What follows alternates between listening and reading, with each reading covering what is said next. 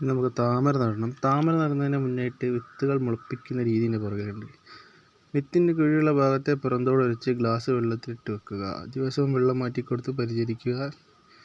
2 ഇല വന്ന ശേഷം കമ്പോസ്റ്റ് അടിവെള്ളം ചേർത്ത് മേൽമണ്ണിട്ട് ചളിമണ്ണ് തൈ നട്ട ശേഷം വെള്ളം നിറച്ച് പാത്രത്തിലേക്ക് പോട്ട് മാറ്റി വെയിലേൽക്കുന്ന ഭാഗത്ത് വെച്ച് താഴ്ത്തുക. പോട്ട് എന്ന് പറഞ്ഞാൽ പാത്രം. വിത്ത് കാണിച്ചുതരാം. താമര വിത്തുകൾ. ഇനി നമുക്കിതിൻ്റെ കുഴിയുള്ള ഭാഗം ഉറച്ചു കൊടുക്കണം. കുഴിയുള്ള ഭാഗം എന്ന് പറയുമ്പോൾ ഇതാണ് തോന്നുന്നത്.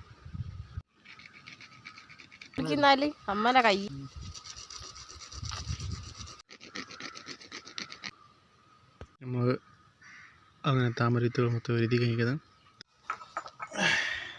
1 2 3 4 4 ഇവിടെ ഉണ്ട്.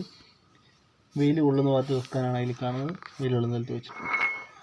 അതിന് ഡെയിലി ഇതിനകത്ത് വെള്ളം അങ്ങനെ മാറ്റി കൊടുക്കണം.